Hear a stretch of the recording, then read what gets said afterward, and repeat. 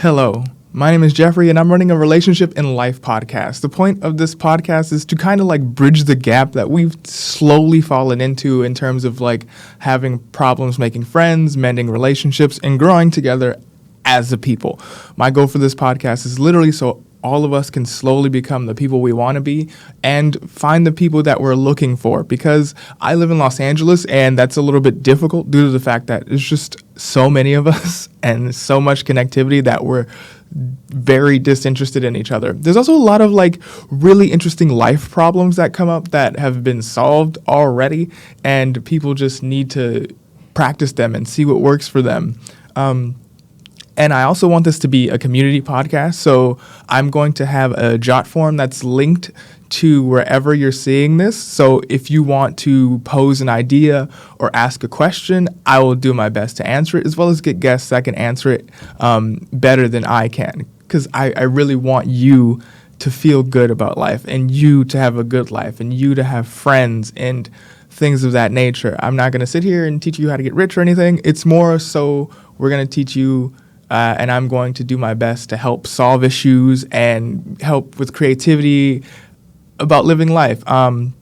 So I was going around getting like ideas from friends, because I tend to be the person who helps people with their issues consistently in my life. So that's one of the reasons why I'm running this podcast. And two, I went around with friends because I just couldn't think of opening topics. So one of the suggestions was to state my values. So I value very much information over a lot of things, which is a good and a bad thing. It's a good thing because it means that I'm going to do my best to find accurate information and information that is conceptualized in unique ways. So like there's lots of information out there, but does it work on the social level? So if I say, does it work on the social level? What that means is, do you and your friends, when you are talking to each other, actually have these like results or statistical values? Like one of the most common things that I hear is how people like meet people in terms of like friends and dating and having successful relationships.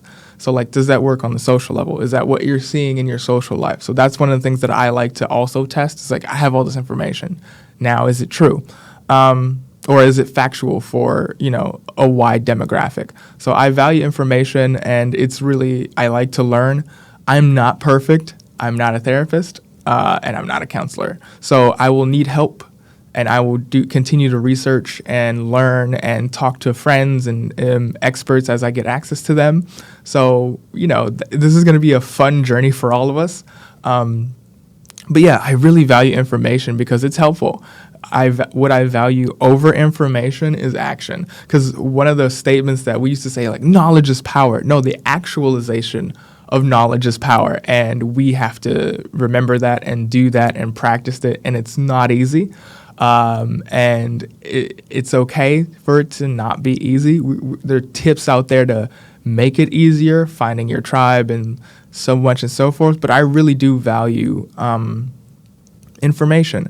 I also value communication. Now, heads up, I'm not great at it. I know a lot of techniques. I practice it as often as I can, and I try to grow consistently.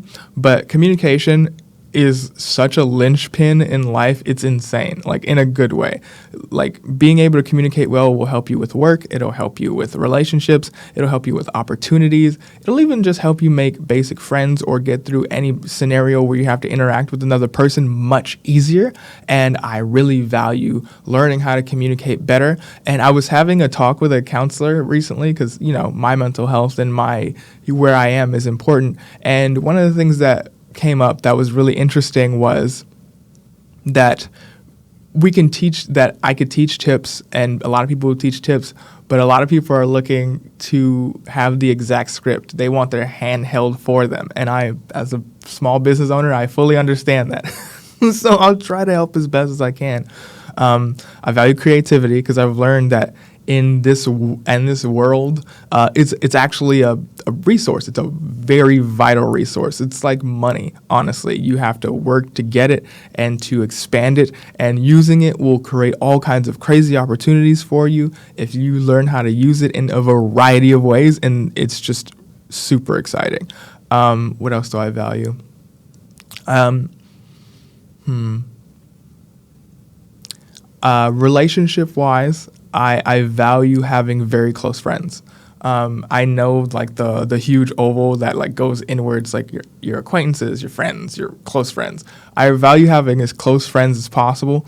I am working on my skills in relationships and keeping them together, because what I've learned is that you have to put a lot of energy out and not expect to get it back if you want all of that to go well. Something about that is very important. Like when you start learning these things that help make other people successful in anything, it seems really kind of unfair, but the rewards for them also seem equally unfair depending on what your mindset is. Speaking of which, I also highly value a good mindset. It's something that takes consistent work, and it's something that I'm working on, breaking frames, keeping a positive outset while also not being too head in the cloudsy. It's it's a crazy balance, but I also value a good mindset over everything because it has been extraordinarily helpful for me. It's why I'm in this chair right now in a studio making a podcast, because this is the thing that I want to do for the rest of my life, and part of me didn't think I could do it, and now I've started. I'm going to do everything in my power to maintain it.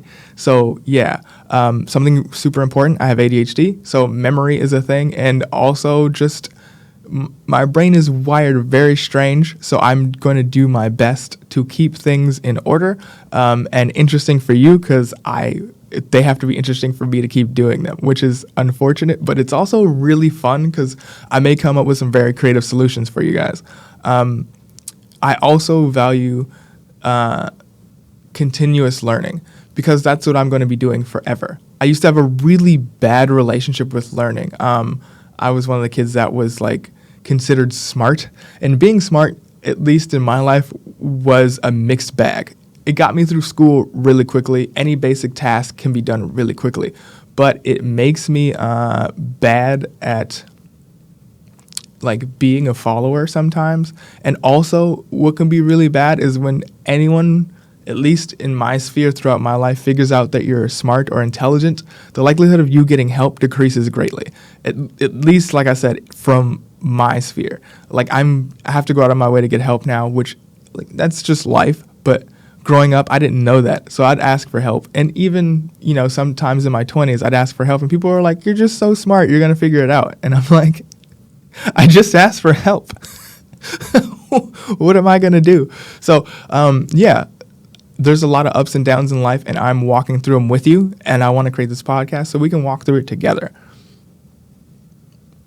So some of the things that I want to help you with, like I said, and I'm going to help you with, are relationship advice and assistance, life advice and assistance, and just helping build a really strong community. So I'm going to start off with a story that happened to me recently, and like I said, there's going to be a job form attached, so if you've got ideas or questions that you'd like me to answer, write them. I also host a live event where I answer as many questions as I can about the kink space and relationships in that space, so feel free to come to those when those are available. But yeah, let me start off with a story. Someone called me once in the middle of the night, and I was washing dishes, and they're like, "Hey, Jeffrey, would you rather spend time with your friends or with your fiance?" And I was like, "Oh no. This is a this is a trap question." This person has called me multiple times with trap questions, and I understand that like in relationships, sometimes we have these like really narrow mindsets about what we expect, and it's probably like not even really us so much as it's what we saw from like our parents or our friends. So luckily I had been researching and doing everything in my power to make sure that I knew what I was doing. So I was like, okay, I had to take a deep breath, which is something that I need to do consistently. And I went, I understand what's happening. So I went, it's not either or, it's and when. Because if a person can't hang out with their friends due to their partner, that's going to cause strain in their relationship, no matter what, in any way, shape, or form. Because it's a response that makes whoever's the person who can't hang out with their friends, it makes them feel trapped in the relationship versus free in the relationship. Because there's 24 hours in a day. There's 7 days in a week, and there are 365 days a year. That person is coming home to you, and they need to feel like that is a reward versus a burden. Like, that's one thing that's super important when it comes to relationships. How a person feels in a relationship, whether you're male or female. Just so you know, sidebar, I'm going to usually speak to sex, not gender, because, gender changes pretty quickly and people can identify in different ways. And male and female is pretty binary. There's male, female, and both, technically, extremely rare. And then, if there is a neither, I haven't seen it, but I like to believe that there's someone out there that's neither. So me being unique aside, I like to speak to sex over gender. I think it's, at least for me, it's easier to speak about. So if you think I'm talking about gender, I'm usually not. I'm speaking to sex. I wanted to get that out of the way. So there's a lot of time to hang out with your partner, and there should be time when you're apart, because the saying, the heart grows fonder when you're apart, is very true. And it's not even just the fondness of the relationship. It's also incredibly important for sex, which is something apparently lots of us are having less of, which is causing a deficit of not only just relationships, but children. Like, touch is important, and we'll get to that later. But the point is, I got to tell this person that, hey, he's going to come back to you, and he needs that space, and coming home to you is going to happen regardless. So let him. That's extraordinarily important for both males and females, to just be able to go like, I'm going to hang out with my friends, and the other partner going, cool. Because we need relationships, not just our partnerships with our partners, wives, husbands, in-betweens, fiancés. We need time to spread our wings elsewhere, just because that's what happens. There's also something really important that happens when you're in a long-term relationship that I want to bring up, and that's like your communication dipping heavily. So the longer you're in the relationship, the more you tend to care about a person, and the more you tend to care about a person, 9 times out of 10, unless you have healthy communication skills, the less you communicate. And that's really unfortunate, but it's super common. And the things that I had to learn is to create a safe space for this kind of communication. And it could be something as small as like how you guys interact with each other, how often do you want to see each other if you don't live together, as well as like, the issue I got to solve, which is how are they divvying up time spent together and time spent apart when you live together. All that's incredibly important and needs to be talked about, and there needs to be safe spaces for it. So for me, I take check-in days very seriously because of like me overanalyzing my past relationships and trying to cope with the fact that my brain works differently. I need to communicate it a particular way, and I want my partner to feel loved. So one thing that is a non-negotiable for me is check-in days, and that's usually Sunday. I prefer once a week, so they can speak about whatever they need to speak about, and I can speak about whatever I need to speak about, so we can nip things in the bud.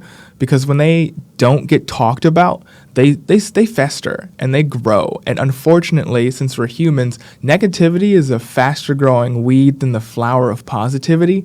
So you really have to take care of it, or it'll destroy your relationship garden. Wow, that analogy came out of nowhere, and I'm super proud of it.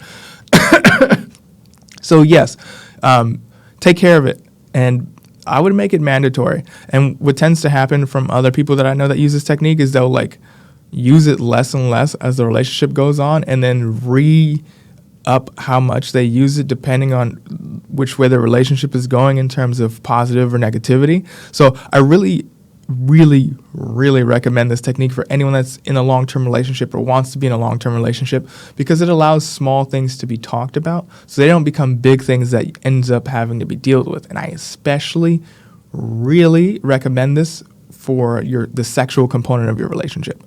It is necessary. I used to have problems with that area specifically because, people made me feel, or make a lot of people feel gross about sex. And as I grew up and then started reading about it and really enjoying the fact that it's a thing and that it's healthy and it's important for relationships, even though people at the time didn't believe as much, that information is vital. And to have those discussions about where each of you are in your level of comfort and journey is incredible, because then you can start to match or sync up, and if there's issues, talk about them and be the one to make them feel comfortable doing whatever they'd like to do. And that will strengthen your relationship leaps and bounds. We live in America where we like to act like there's separation of church and state, but not really. There's still a lot of Christian values in the way we talk about relationships, sex, marriage, everything. So being the person that is the safe space to talk about at least that one thing will be fantastic. Another thing that would be fantastic is just how you handle issues in that space. So let's say it's Sunday. It's Sunday, 12, you just had breakfast, and it's time to talk about the week and how the relationship is going. And they bring up something that happened during the week that they didn't tell you about. The best thing to do is to take a breath first. That's the first thing to do, because no matter what or how you feel, hearing that something happened that you weren't able to take care of, at least for me, as it happens, sucks. That sucks, because there's a lot around it, and it's a multi-layered hit. It's they didn't trust me at the time, which is usually what it is. It's they were scared and they didn't trust that it would go well at the time, or actually sometimes it literally wasn't the time. 2, you just feel oh no, I wish I could have fixed it.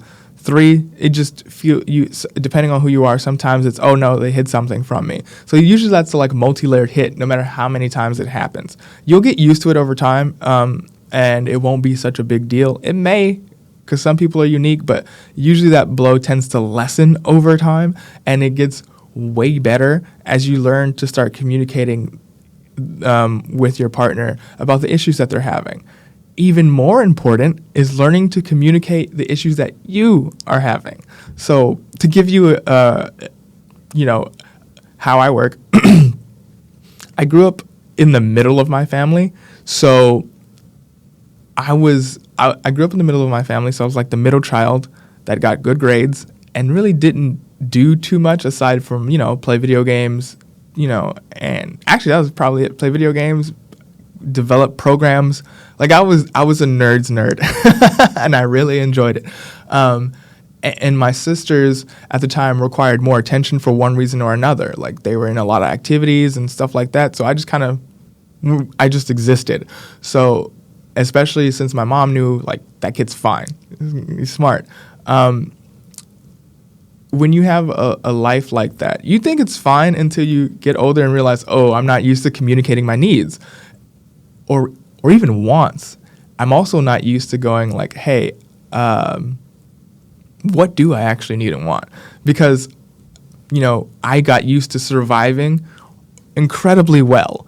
And I also got used to figuring out how to get the things that I wanted or needed on autopilot. And if there was a big issue, I had the skills to go out there and get it. It's one of the reasons why it's taking me so long to run this podcast and build my dream, because I'm my life is fine, but it's not what I want. So I'm doing this now to go get the things that I want.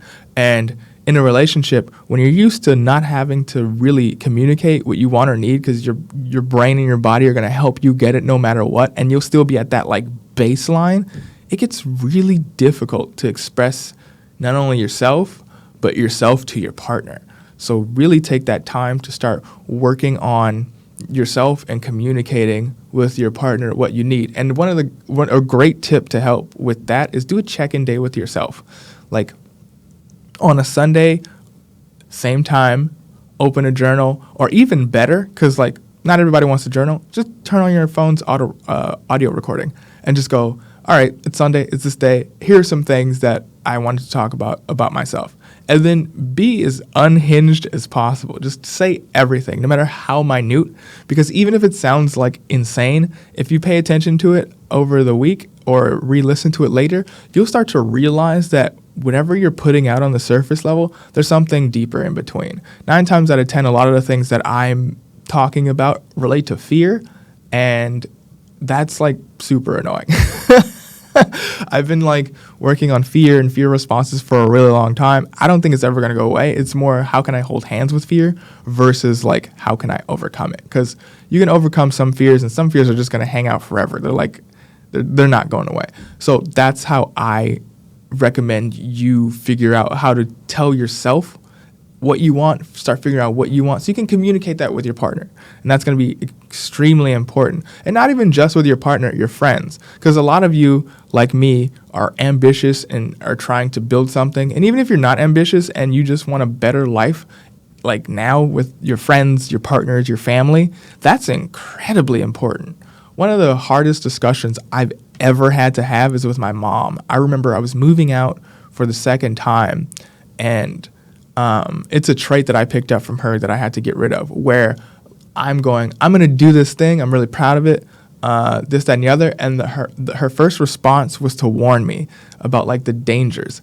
And I started to like cry because I'm not, for one reason, 2 actually, I'm not used to telling people what I need. And 2, it was really scary to talk to not only just another person about what I'm afraid of, but my own mother, whatever. It's just, a reality of life, and I'm not going to hide who I am from you, because I want you guys to understand that you're not alone. So if you hear, something from me that makes you cringe, or you're like, I relate to that, I would love for you to tell me in the comments below so I don't feel lonely, and then I can make you feel like there's community out there.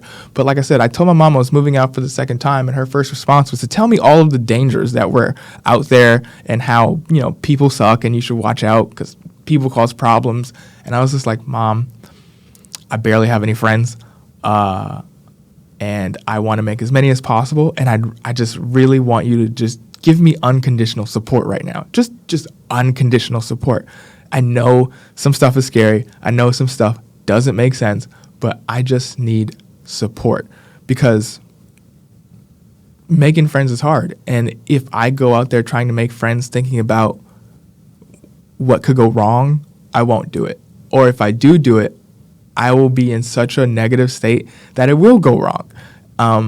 So that's one of the things that like was really difficult, and me holding hands with fear and going forward. And it was the best thing ever, because my mom instantly understood what I was talking about, and we had a chat. And ever since then, she's just been awesome. And that was really scary. Like thinking about it now, it's like I can feel it in my chest. Like, oh my God, I remember what that was like. And these conversations should happen in almost every relationship you have except business. I am a big proponent of like continuing to grow, and having these conversations with friends are really vital, because your friend group really does decide where you end up, how productive you are, what you end up doing in life. It's super vital. So I personally only want people around me that are supportive unconditionally, and luckily I have a few. I want more. I want an actual like large community, but I'm grateful for what I have now, and I want you to be able to do that for yourself. So take days where you're just recording words, and figuring out what you're saying, and learn what you want and need. Secondarily, have conversations with friends you really want to keep in your life, because that is the thing that'll really move you forward. And it's so helpful to go to your friends and be like, I'm doing this, or how you doing? I'm not doing that great, or I'm doing great. And they're rooting for you. And when you're not doing great, they're supporting you unconditionally. That's the best. And I want you guys to have that. So yeah, another topic that I want to speak on is our mindset in general. Actually, no. Yes, our mindset in general, and the relationships between men and women and dating. And it's a vital one, because I think we treat each other very poorly. Very, very poorly. in terms of like the friends and dating space. If you live in a city, one of the biggest things that you should know is choice fatigue, fear, and also what is it called? Choice paralysis. Those three things you're going to get hit with often, from not only friends to outings to dating. Those things will attack constantly, and they will be small. So like a reason that that guy doesn't want to go out or that girl doesn't want to go out is for multiple reasons. One, they have choice fatigue. They figure out that there's 50 things that they can do, and they decide to do nothing. There's choice paralysis, where they go, I have this thing that's great, and a bunch of other things that's great. I won't choose. So there's like two things stacking on top of each other. There's another one who I can't remember the name of, where it's like, I have this thing that's great, but I'm going to see if I can find something better. And that's not even just relationships anymore. It's actually with friends, which is weird. It's really, really weird. And I want you guys to be aware of these things, because it's not only them, it's more than likely you. And being aware of that is going to put you ahead of a lot of people, because once you realize, okay, this way of thinking isn't serving me, I want to change that and just take chances. So like, think of it like this. I know where I like going, right? So go to that place consistently, make your friends, do everything. But every 2 weeks to a month, hit up a new space that you would have never gone to. And you will start to increase the amount of people that you meet that are quality, that you enjoy, over time. And then also give people chances. So let's start at the friendship level. I'm big into nerd stuff. I love video games. I love comics. I love figures. I love art. I love making things with my hands. I love building, construction. It's really fun. So going into those spaces, crafting fairs, shops, conventions, those are my people, and it's the best. So I know that I can go there and talk to basically anyone about anything consistently, and I'm either going to have a great conversation or find a friend. And where the second part of that comes in, where it's like, oh no, this person's not good enough. Like, that's ego. Turn that off as best as you can, because you want to give everybody an opportunity to get to know you and you to get to know them. Because let's be real, a lot of the relationships that you have are very unlikely. The relationships that you have, you probably had in high school and you probably got in college or at work. Those are cheat codes. Those are places where you're forced to go to every day. So the relationships that are built there are basically forced. You have no choice. And you have to, that methodology works everywhere else. You want to make friends in a particular space, go to where they go consistently, and you'll eventually build a friend group. Consistency builds friendships. So go to those places. Now, if you want variety, let's say I go to Gamers Heaven. Please come to LA Gamers Heaven. I'm looking forward to Gamers Heaven coming to Los Angeles. Let's say I go to Gamers Heaven every day, all the time, and I have a lot of gamer friends. But I'm also looking for new friends because I'm doing stuff like podcasting and trying to build a literal media empire. So I need to go to places where podcasters and content creators and business people go. Now I'm going to events specifically for content creators. And if I am unlucky, then a networking event. And I go there and I meet people and I turn my ego off and I try to meet as many people as possible and give them a chance. Because sometimes you look at a person, you're like, yeah, for whatever reason, still say hi. Sometimes you're just incredibly wrong. Sometimes people give off an aura that may be right, may be wrong. We have a phrase called resting bitch face. A lot of people have it. And when you talk to them, they're like the sweetest people. Talk to them. Some people are so locked in their own heads, they look like they are negative, but they're not. They're just waiting for someone to talk to them. Be that person, and I guarantee you finding whoever you're looking for becomes a lot easier. So do what I like to do. When I see a person that I want to talk to, or I'm going around talking to people, you can do one of two things. You can be spontaneous and be like, hi, my name is, so-and-so, and I'm interested in this. What about you? That sounds corny, and it is, but you have to start somewhere until your creativity picks up, and you can start thinking of your own intros. Mine is, I'm very other-oriented when I conversate. A lot of people don't even know who I am. Like, they know of me, and we chat a lot. They don't know the most basic thing about me. Because I focus on other people, because I know people want to talk about themselves, and that creates rapport, and people will like you more. So I'll go up to a person like, hello, my name is so-and-so, and I'll make a comment about the event. So, hello, my name is so-and-so, how you liking the event so far? And that gives them an opportunity to state their opinion.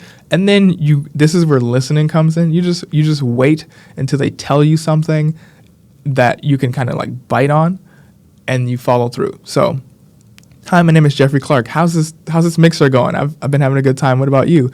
And they'll usually say something like, yeah, I'm having a good time. And if it stops there, yikes, because it does a lot. But sometimes they'll say something because people really, really want to talk. They're like, yeah, man, I'm having a good time. And, the drinks are great. Cool. That's your in. Talk about the drinks. And keep exploring and listening to those little tail end taglines or those minute details, and start poking at them and get them to like reveal to you who they are slowly over time. If you can make them laugh, rapport instantly. If you can bond over something that you guys mutually dislike, instant rapport. However, I don't recommend you doing that consistently. So let's say I find a person at a bar, and I figure out that we both really don't like pina coladas. That's something that we can bond over, and it creates like a sense of familiarity. But you quickly want to move on to something that's positive, because no matter how fun it is to rag on anything, people, habits, like it's like in the conversation, it's nice. You get swept up in this whirlwind, but when you're done with the conversation, there's such a downward spiral. You literally feel like you've been debuffed, like weight has been added to your shoulders, and you're like, oh man, I didn't enjoy that at all. So if you're going to do that method, it is very fast, but you quickly have to show that you're a positive person, and you can talk about positive things, make people laugh, or just connect on other things. That's excruciatingly important. So yeah, that's really important to keep in mind. Another thing that I noticed about creating bonds is I'm reading a book called 92 Ways to Talk to Anyone. And like I said early in the podcast, you just got to put out a lot of effort and not expect to get it back. But keep doing it and showing that you have the skills, the universe will kind of show up for you. So instead of responding like everyone else does, you want to give a unique response. So one of the things that was really cool, there's a small talk chapter, and I'm like, oh, small talk, I hate small talk. And then I realized I was just doing it wrong. That's why I hated it. I wasn't good at it. So the tip for small talk is to be the person that gives the leads that people can bite on, or you can lead the conversation with. So if someone goes, hey Jeff, how are you doing? How's this mixer? I can be like, this mixer is going good. I'm really enjoying the fact that everyone I talk to is fashionably dressed. And that gives them a bite mark. They can understand that I like fashion, or I like how people present themselves, and we can converse about fashion. I actually really do like fashion. I'm really weird about it. I'm usually graphic tees and suits, but if I had a little bit more time and skill, I'd make my own clothes. But yeah, that gives them an opportunity to get to know me, and then I have to do the same thing for them so I can get to know them. So adding those tales, adding those things that people can bite on in conversation will do you so much better. Another one that it's really important that I learned from a speaker, because I also want to be a motivational speaker, is he goes, when people ask you, how was your day? Don't respond just good or bad.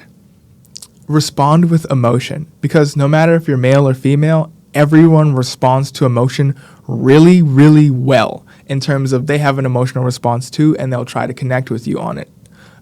So he says that instead of saying good, my day was good, you should find the most emotional part of your day, preferably positive in my personal opinion, and share that with them, and it's a great start to a conversation, and it also shows you to be a person that's not only in touch with yourself, but willing to share with other people. So he goes, that's my note, not his, but he goes, how was your day? I just had the greatest burrito of all time. We should go together. Better response, right? It's little tips like these that we can practice to increase our relationships. It's fantastic, and I'm trying to use them consistently. So yeah, that's.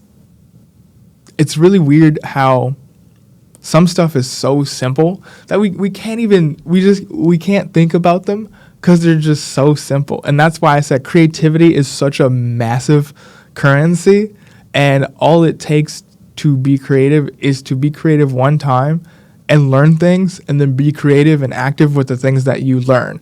And you'll go places and do things that you really enjoy. Like, I guarantee you, this is the first episode of the podcast. I'm doing this with a very short plan, because for me, it was about starting and not about being over planned, because that was what I used to do. I used to just plan endlessly and then probably act, get nowhere, and then overwhelm myself. I'm a great planner, and I'm a great operator.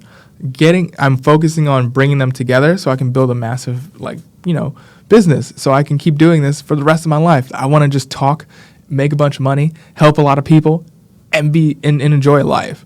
That's what I want to do. And so I had to scale back and go, okay, let's just start.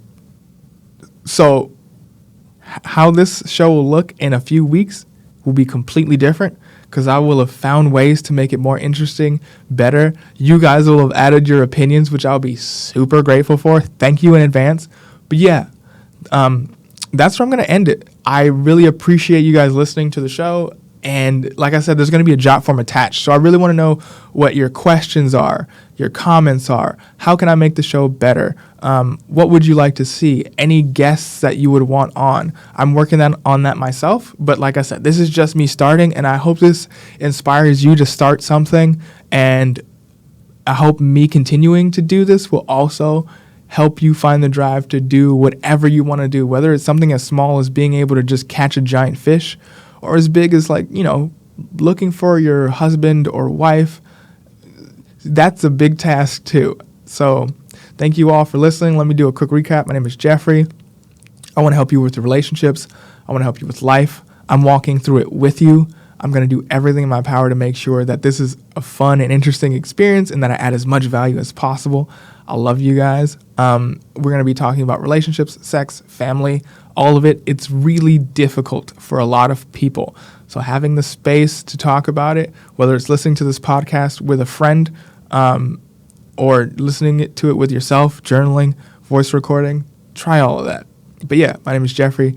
This has been the Life and Relationship Podcast. You have a good day. Bye, guys.